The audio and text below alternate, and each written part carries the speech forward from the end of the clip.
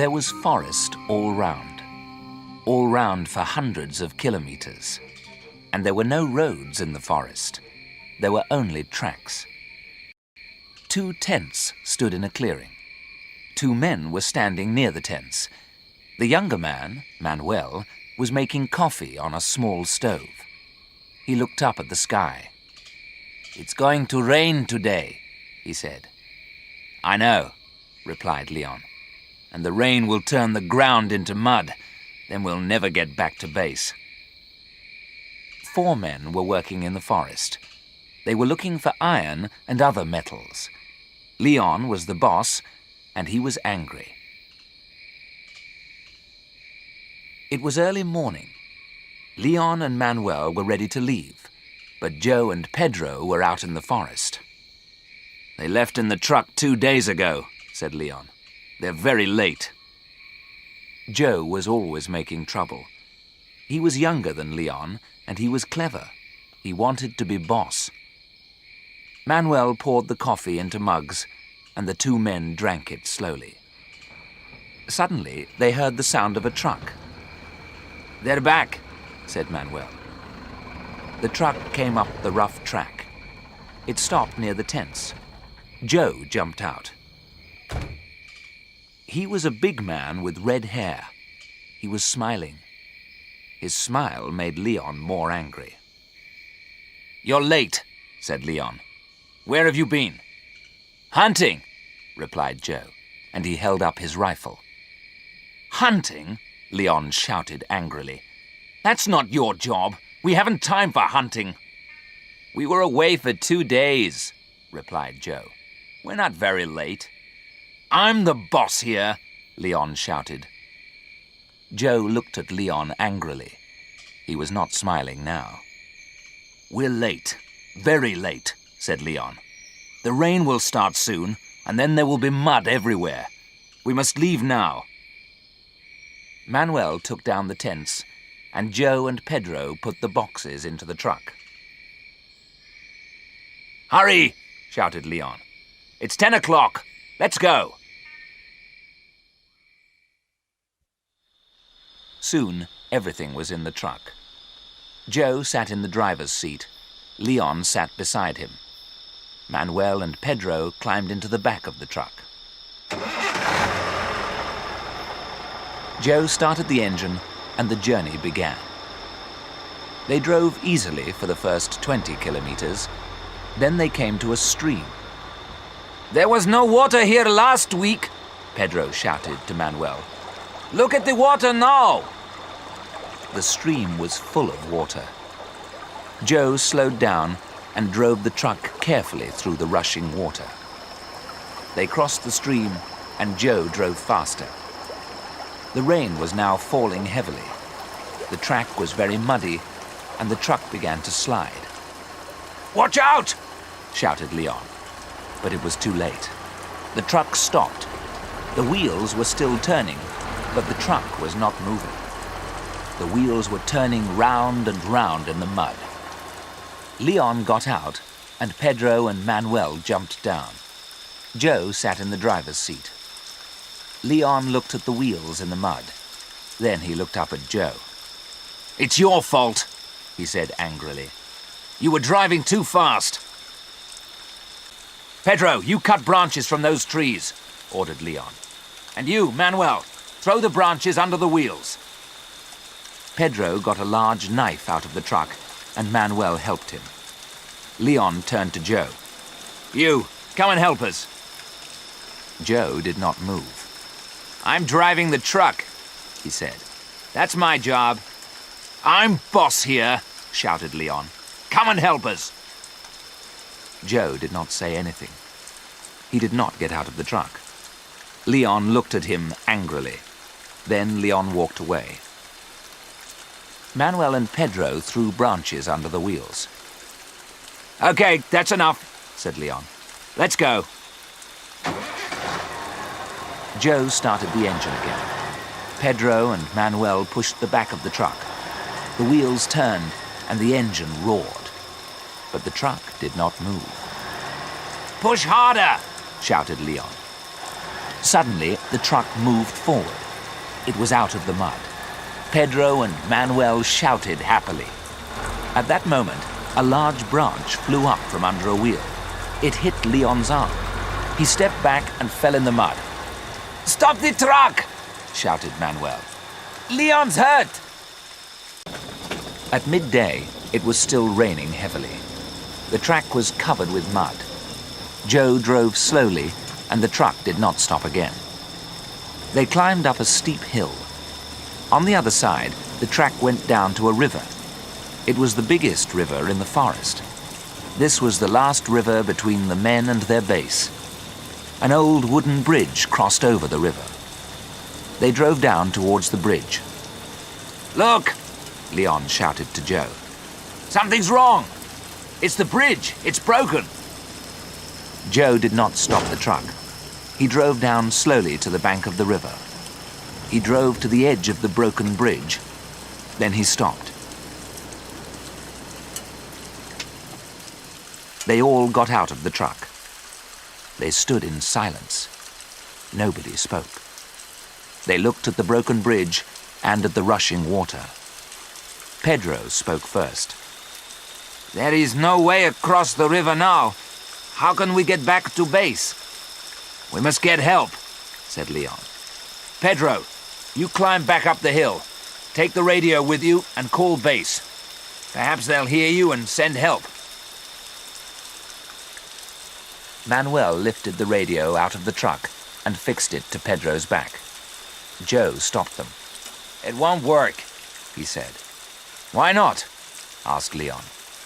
"It isn't a strong radio," replied Joe. "We're too far away from the base. No one will hear us from this side of the river. We must cross the river by ourselves." "We can't," said Leon. "We must get help." "We can't get help from here," said Joe. "We must cross the river first. Then we can get help." "But how do we get across?" asked Leon. "It's too dangerous. Look at the water." The rain was still falling heavily, and the water was rising. "I have a plan," said Joe. Leon looked at Joe and smiled. "You're clever, Joe," Leon said. "You always have plans, but they never work." "Let's listen to Joe's plan," said Manuel. "We can use the boat," said Joe. Leon laughed. "Don't be stupid. The boat's too small for 4 people. And look at the rushing water. It will carry the boat away." "But we've got a rope," said Joe. "We can tie the rope to the boat. With luck, the water will carry the boat to the other side." "We can try it," said Pedro. "It won't work," said Leon. "It will work," said Joe. "Look, I'll show you." "It won't work," Leon said, "but we can try it." "I'll go first," Joe said. "It's my plan." "No, let me go," said Pedro. "I am stronger." "You can both go," said Leon. "Pedro, you stay on the other side. Joe, you bring the boat back, and then you can take Manuel. Then you can come back again for me." "Good," Joe said. "Pedro, you bring the radio. You can use it on the other side of the river." Pedro got the rubber boat out of the truck and pumped it up. Leon helped him with his right arm. There was a long rope in the back of the truck. Joe tied it to the broken bridge. Manuel tied the other end of the rope to the rubber boat. "It's a long rope," Leon said. "It'll be all right." "Hurry," said Joe. "The water is rising quickly." Joe and Pedro carried the boat. Manuel and Leon walked behind them. Manuel held the boat. Joe and Pedro climbed in. The rushing water took the boat into the middle of the river. The boat crossed to the other side. It came near the bridge. Joe held on. Pedro climbed out of the boat. Pedro tied the rope to a piece of the bridge. Pedro stayed on the far side of the river. Joe pulled hard on the rope and the boat slowly came back to Leon and Manuel. "You get in now, Manuel," said Leon. "I'm going last." "No, you're not," Manuel replied. "Your arm is broken. You can't get into the boat alone.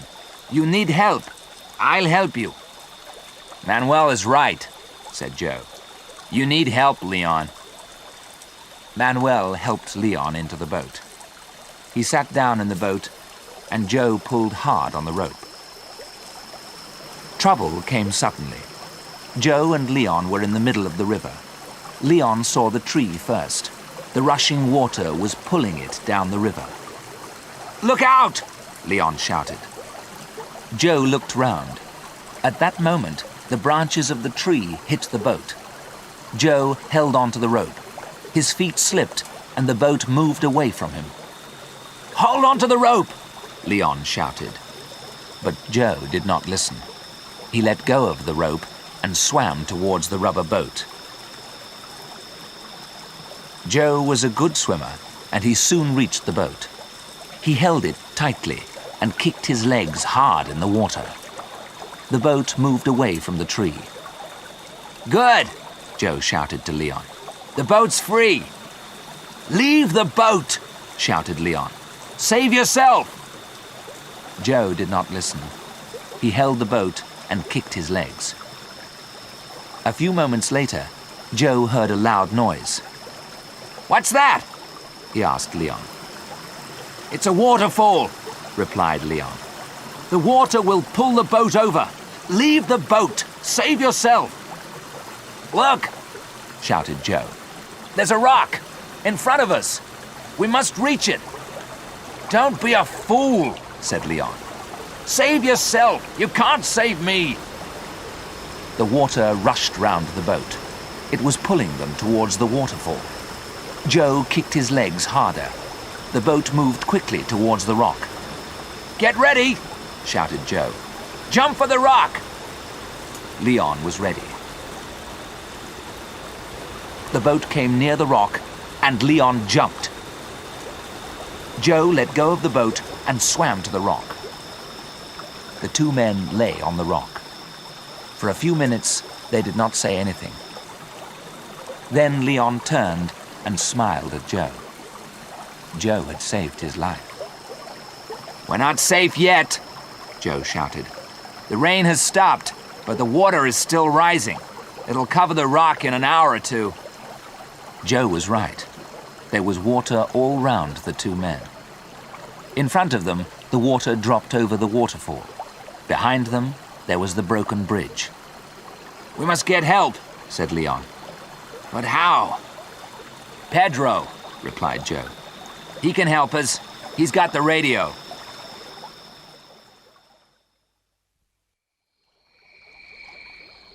Pedro was waiting on the far side of the river. He watched Joe and Leon. They climbed onto the rock. They were safe.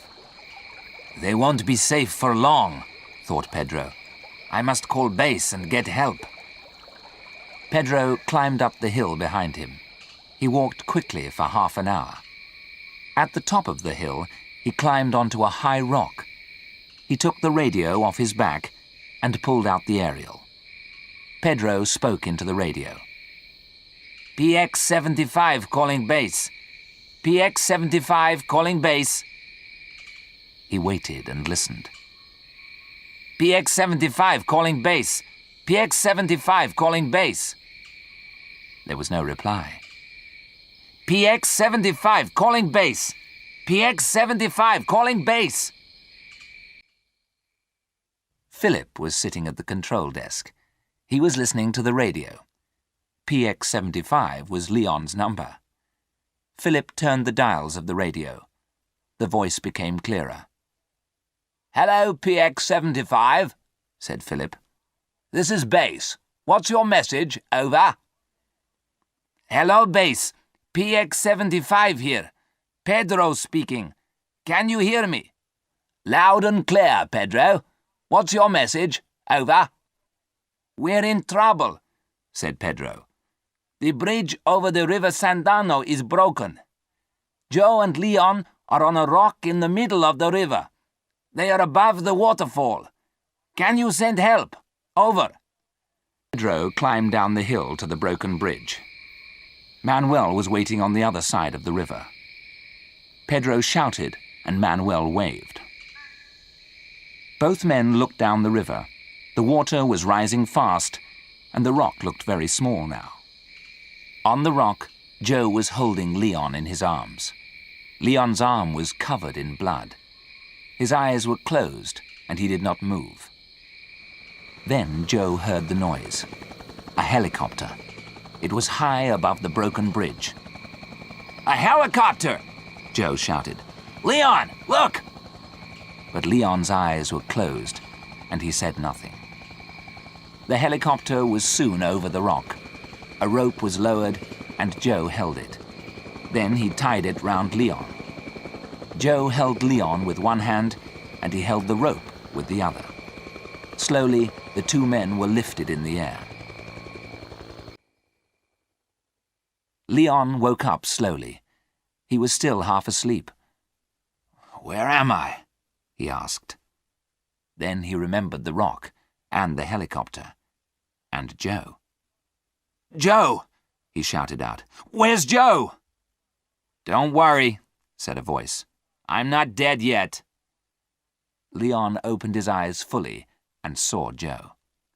Joe was smiling. Pedro and Manuel were standing next to him. The four men were in a hut at base. Leon was lying in bed, and his arm was in plaster. "You'll feel better in a few days, Leon," said Joe. "I feel better now," said Leon, "but I need a drink." "Water?" asked Manuel. "No, not water," replied Leon. "I don't want to see water again, not for a long time." And they all laughed.